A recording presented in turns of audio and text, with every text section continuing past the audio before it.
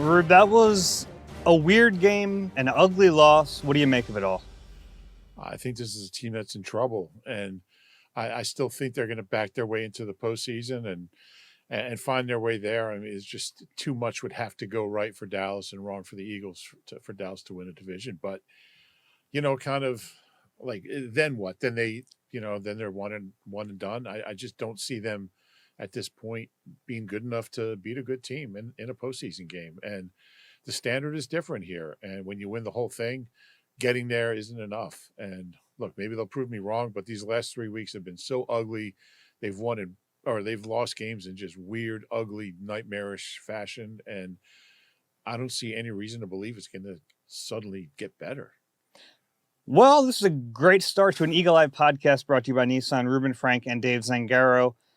Little peek behind the curtain here. We are recording this on Tuesday morning. This has to be a very brief podcast. I just landed on the red eye, so I haven't even slept at all. So this is going to be a little disjointed. But did you sleep on the flight at all? Not much. So I got to tell everyone real quick that the planes, they land right over like 95, like right outside our building. They just dropped Dave off in our parking lot. I wish they would have. It would have saved me some time and would have had a longer podcast. This is going to be a short one, just for some time constraints today. But we're going to get you an extra pod this week. We're going to record one on Wednesday. So anything we missed here, we'll get to it then. But Rube, this was such a strange game in LA. Ended up being 22-19, an overtime game. Which, for the sake of me making my red eye, was not great. But just a really weird game. And, this is a game where, they've lost other ones and they've been really ugly. They started to do some good things in this game. And every time they did, they just it felt like they were taking like one step forward and two steps back the entire time. I think you may have just quoted Paula Abdul. Paula Abdul's song.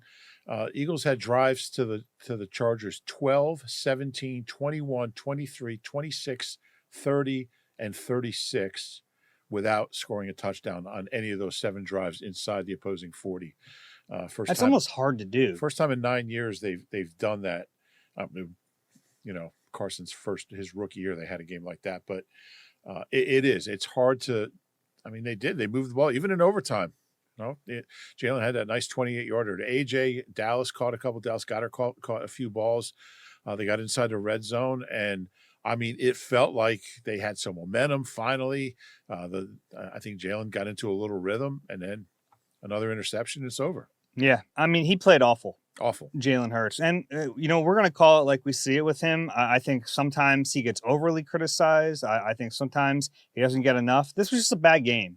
And, even that last interception, it was a great play by the Chargers. But, throughout the course of the game, he had so many opportunities. And it was maybe the worst I've ever seen him play.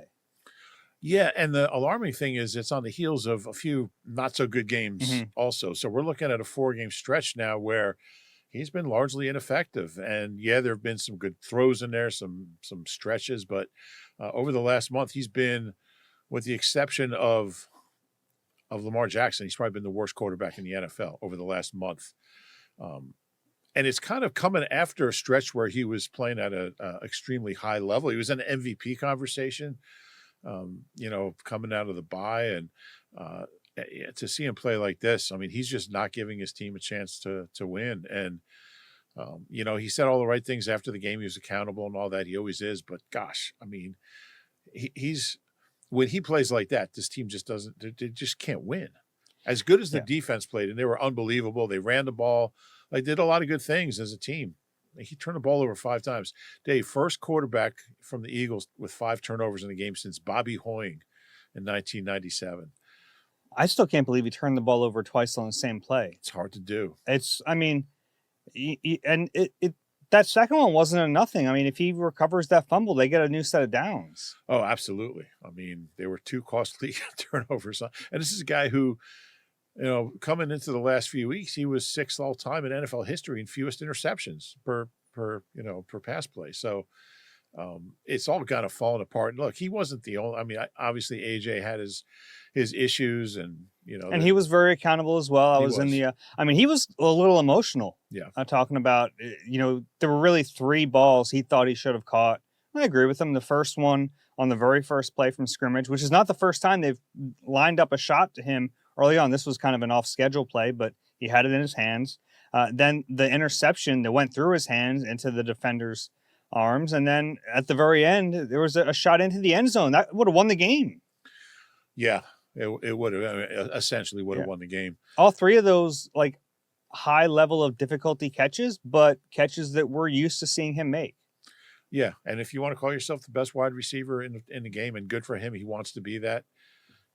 You got to make those plays. You got to make those plays. And the one in the end zone, maybe he had his right arm, hooked a little bit by the corner. He was right there. He had the ball. The one off his hands that turned into an interception. It's just, did the ball sail a little on Jalen? Maybe a little bit, but it was. Did. Look, if you're an NFL receiver, you catch that ball. Yeah. I mean, he clearly felt the hit coming, which, like, I get it. I'm not, like, shaming him for feeling a hit coming. That's a real thing. You're about to get popped in the ribs, but it's a catch you just need to make, or you can't make things worse by basically popping it up to a defender. Yeah. A lot of ugly in this one. Jalen Hurts was 21 for 40, 240 yards, the 4 interceptions, and the fumble, a passer rating of 31.2. The good in here is that Saquon, 20 carries, 122 yards, and a touchdown. They had that 52-yarder on the tush-push look, which I suspected something like that was going to come because they've kind of not been great at the tush-push anymore. So not only is that a good play in the moment, but it puts it on tape. It gives defenders a seed of doubt in their mind. So there was, like, I guess we're sprinkling in the positivity corner in this short podcast as we go, but there were some good things. 300. I will say, and I'm sorry, Saquon should have had more than 5 carries in the second half. And Eagles ran 29 plays. He was so good in the first half. I think he was like 13 for 69. I thought they were doing some good things in the run game. You have a quarterback that's struggling big time, and the running game finally was getting going, and then they just gave up on it, which they've done in the second half, and just kind of started chucking it up and down the field. And I get that Jalen at times looked like he was kind of getting into a rhythm, but it doesn't have to be all one or all the other. You're allowed to mix it up, and I thought they did a bad job of that. Yeah, I agree with that. They ended up with 365 yards. They outgained the Chargers. That's something. They haven't done that much. Yeah. Well, defense was tremendous. Yeah, they were. And I don't want to take anything away from them because they really were. I mean, and look, they're facing an offensive line that's been decimated by injuries, but you're supposed to beat up on them, and they did. Their pressure rate in this game, Rube, I don't think I've ever seen a pressure rate. 68.3%. Yeah. I mean, they were on Herbert all day, and give Herbert a ton of credit. What a gutty performance by him.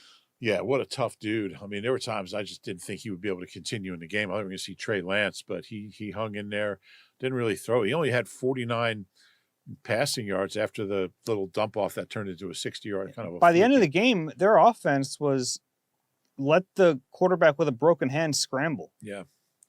Yeah, and I mean, they had 2 runs in overtime. They had like 2 long runs in overtime. I think one was the back and one was Herbert, and Cameron Dicker made the field goal, and that was it. I mean, it's not like they were moving the ball. Eagles had a better overtime, moving the ball up until the turnover. Excruciating game, frustrating game.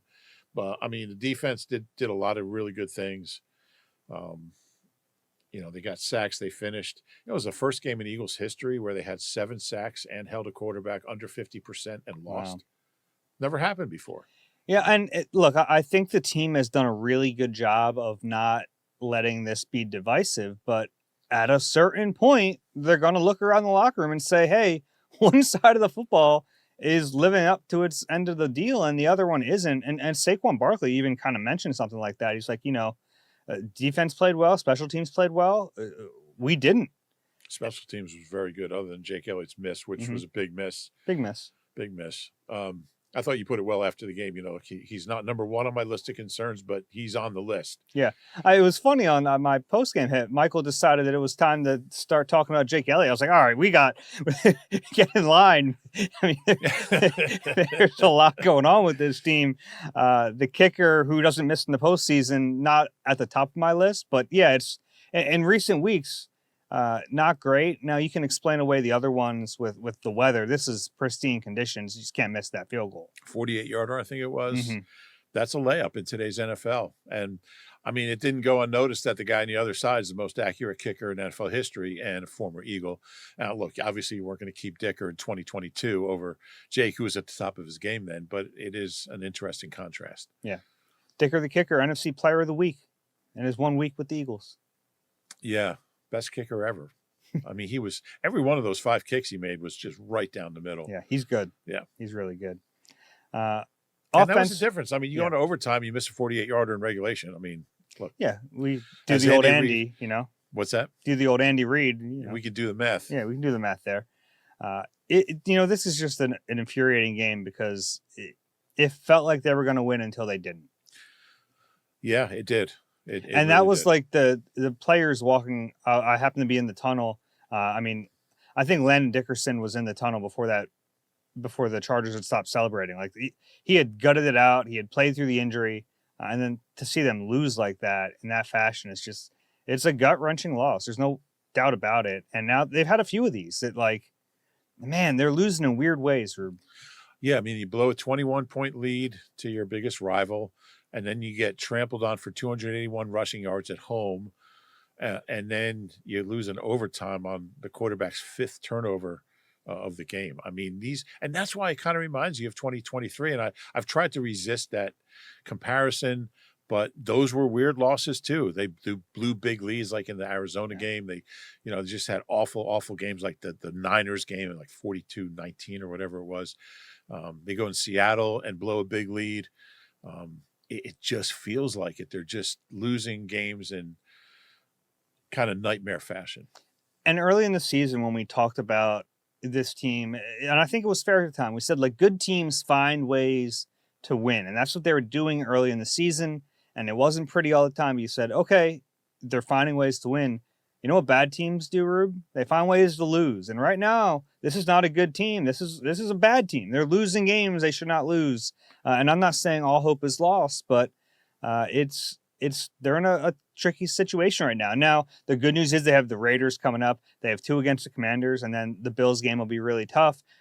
Most likely, they're still going to win the division, but then you start to think, all right, well, what is the ceiling for this team as currently constructed? And I don't think you can feel great about that right now. I guess you're right, and I totally agree. But you got to get in the postseason first, and it looks like Kenny Pickett's probably going to start. It looks like Gino's shoulder's pretty messed up. Kenny Pickett played well. Now, is Kenny Pickett a Trojan horse? Did they put him out there for this purpose? Blow this game, give the Eagles a much needed win? No? No. Okay. No, I mean, there's a chance they're going to play 3 backups. Mariota.